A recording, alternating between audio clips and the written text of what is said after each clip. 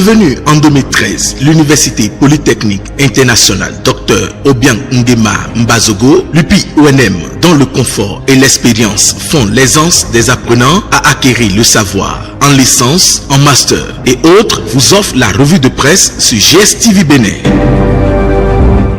Mesdames, Messieurs, bonjour et bienvenue dans cette revue de presse. À la une des journaux ce mardi 13 juillet 2021, deux noms reviennent plus d'une fois. Il s'agit de celui du ministre d'État chargé des Finances et de l'Économie, Romuald Ouadani, et de celui du directeur général de la douane, Charles Inoussasaka Bouk. Mesdames, Messieurs, d'un instant à l'autre, vous aurez les explications sur l'objet de leur présence dans la presse ce jour. Mis à part cette actualité, nous allons tout de suite partir avec le journal à l'honneur et c'est la boussole qui a été choisie ce mardi. Avec ce confrère, c'est les actualités liées aux fraudes douanières à l'Agence nationale des transports terrestres qui vient en titre, et l'auteur de l'article renseigne sur les opinions de Léon Basile à Rossi à propos de cette situation qui fait tomber déjà des têtes, certains en prison et d'autres en fuite.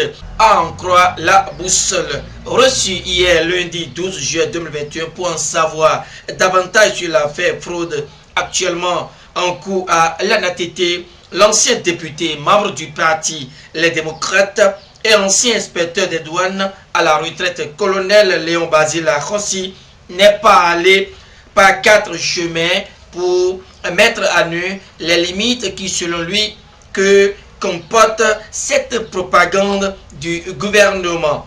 Il en fait trois mises au point d'après la boussole. Premièrement, l'homme précise que tous les véhicules immatriculés ne peuvent être couverts par des quittances de dédouanement qui, d'après l'ancien député, confèrent temporairement ou définitivement la nationalité à la marchandise. Ici, c'est les véhicules qui sont concernés, qui entrent sur le territoire. L'invité d'une radio de la place indexe les véhicules utilisés par les projets et admis sur le territoire pour la durée du projet doivent faire l'objet d'une mise à la consommation par acquittement des droits résiduels. Par contre, les véhicules frappés par le dépôt et vendus aux enchères publiques ne sont pas couverts par une quittance de dédouanement, mais par un récépissé délivré par la recette des douanes à laquelle la vente est reliée, récépissé gardé dans le dossier d'immatriculation et que le propriétaire présumé du véhicule ne peut donc présenter à la première réquisition.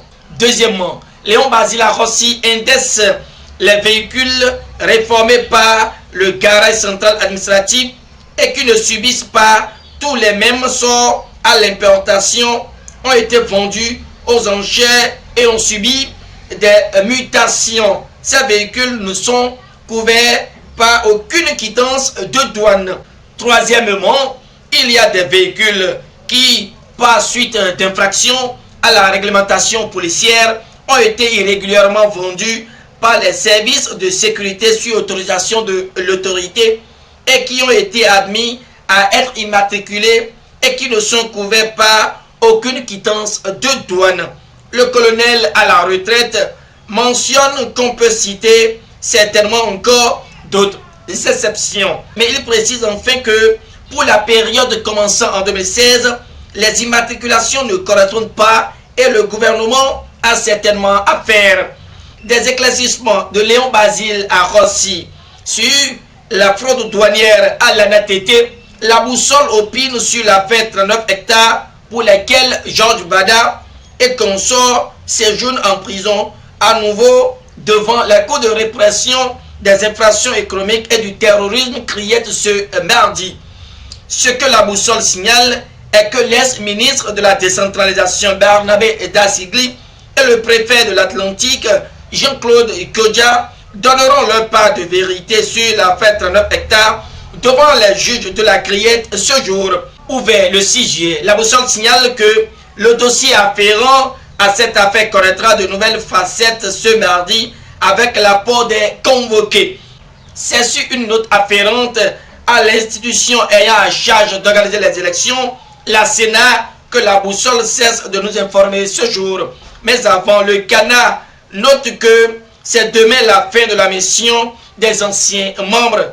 Ainsi, de nouveaux membres du Conseil électoral prêteront serment en même temps, ajoute la boussole. Tel que je l'avais annoncé dans mes propos liminaires de cette revue de presse, les actualités afférentes à l'un des noms dissipés ce jour à la une des journaux préoccupent. La nation prend le devant et se penche sur la transparence budgétaire avec la photo de Romuald Wadani. Le quotidien du service public trouve qu'avec l'installation d'un système de gestion des finances publiques conforme aux standards internationaux et basé sur la prise en compte des aspirations des citoyens, le Bénin est vu comme le meilleur exemple en Afrique. Oui, des progrès significatifs ont été notés et la nation révèle que ce rapport des USA qui suscite des polémiques pose juste des questions d'approche dans l'évaluation qui varient selon les institutions. Bénin Intelligent participe à ce débat sur la réserve des USA sur la transparence budgétaire du Bénin et trouve que l'installation tardive de la Cour des comptes est bien la cause. Néanmoins, le matinal sait que le Bénin poursuit sa progression vers les standards internationaux, surtout qu'il a quitté la catégorie progrès insignifiant en 2019 pour celui de progrès signifiant en 2020. Il y a de quoi ne pas s'inquiéter. C'est pourquoi Matin Libre, à propos du classement du Bénin vers le rapport des USA sur la transparence budgétaire, note qu'il n'y a pas péril en la demeure. Pendant que nous y sommes, le Béninois libéré, lui, ne participe pas au débat précédent, mais éveille notre attention sur le contrôle routier effectué par la douane le week-end écoulé et qui a débouché sur la saisie de 200 véhicules. Informé de la rumeur y afférente, le directeur général de la douane, le colonel Charles Inoussa Sakaboko, a expliqué que cette situation n'a rien à voir avec ce qui prévaut actuellement à l'Agence nationale des transports terrestres ANATT. C'est une opération qui se déroule suivant un programme après chaque trimestre. Vous allez donc constater qu'elle a été faite en début de l'année. Elle a encore été répétée après le premier trimestre. C'est celle du deuxième trimestre qui est en cours actuellement. Voilà les explications données par le DG Charles Inoussa Sakaboko qui apporte un démenti formel à tout ce qui se disait de l'opération ayant conduit à la saisie de 200 véhicules le week-end passé. Alors que Nouvelle Mutation livre les vrais dessous de la rupture avec les gros scandales financiers au sommet de l'État, Quotidien Le Grand Regard trouve qu'avec les 2646 véhicules frauduleusement immatriculés, les propriétaires doivent bénéficier d'un moratoire plus social. Afin Société de gestion des marchés, SOGEMA, de l'insomnie pour les détracteurs du DG Armand Ganser, écrit le même journal. À côté, Nouvelle Mutation revient dans cette revue de presse et trouve que malgré l'engagement du chef de l'État à ne pas faire un troisième mandat, le président Patrice Talon suscite des craintes auprès des Béninois. Si le pèlerinage de la grotte mariale de Dassa aura lieu du 20 au 22 août 2021, les résultats du bac seront délibérés et proclamés demain mercredi 14 juillet 2021.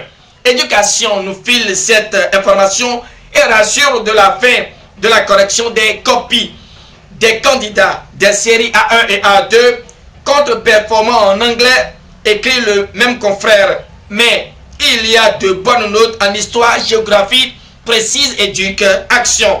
Le même journal éducatif donne tout sur le long processus de correction jusqu'à la délibération. Mesdames, Messieurs, c'est déjà la fin de cette revue de presse que je vous remercie d'avoir suivi.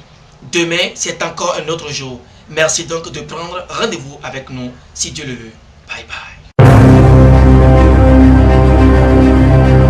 C'était la revue de presse offerte par l'Université Polytechnique Internationale Dr Obiang Nguema Mbazogo, UPI-ONM, avec son campus de Fidrosset situé dans l'avant des jardins Fieillon. Au téléphone, plus 229 98 70 00 00.